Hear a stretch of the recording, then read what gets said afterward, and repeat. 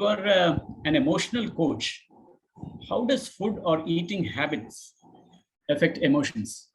So certainly, since Vedic culture, we have been, imbibing since a long time, thousands of years from the time, when the civilizations even started. Since then, we know that, food which has higher life force and which food has lesser higher, life force. So natural things like, green leafy vegetables and all, they have higher life force, whereas anything that we consume in form of non-veg, etc., doesn't have that kind of life force. But it's just because of our taste that, and the marketing strategies that a lot of brands do around what they have to sell in the market, we are consuming that food. So now the point here is that we know that this is exactly what we have to eat. We need to eat more fruits, green vegetables, and all of that. But the point is only about thinking, then why are we not doing it? When we all know that this is exactly what we have to do.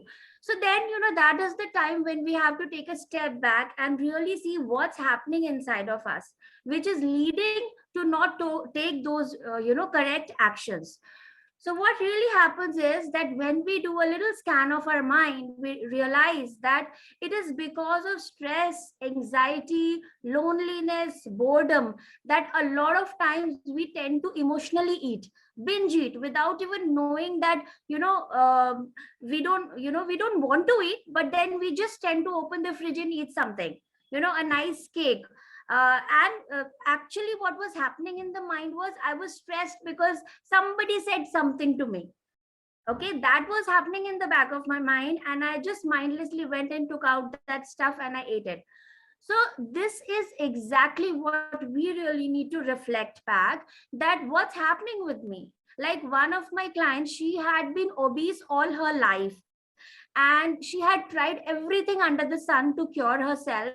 But then when we did a little bit of scan of her emotions, we realized that when she was a small girl, her parents used to go to office and she used to feel lonely, and at that point she used to eat a lot because she was not happy about that fact. And when she grew up as a mother of two, and her husband was in merchant navy, so he used to go to the ship and the kids would go to school. So without even realizing that, she is, that same emotion is coming back into her life at this present moment, she used to eat something or the other which would give her instant relaxation from that negative emotion, and she was not able to realize this.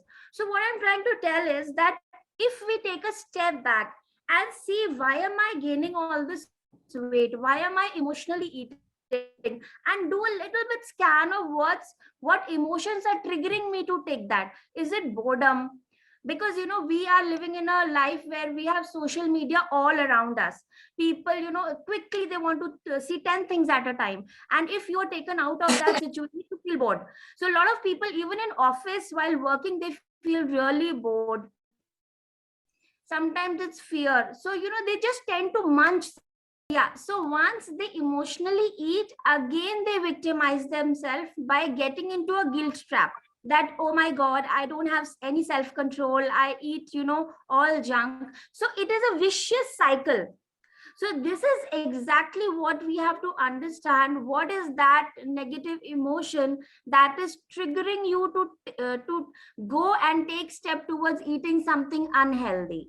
Once we start that awareness that this is exactly what's triggering me, and I'm going and taking all that food which I don't want to take, actually, I know it's not good for me, but I'm taking it. So once we are in that awareness, we can take some productive steps. We can do a lot of things to handle our emotions, and then, create an environment that supports us from taking the right action.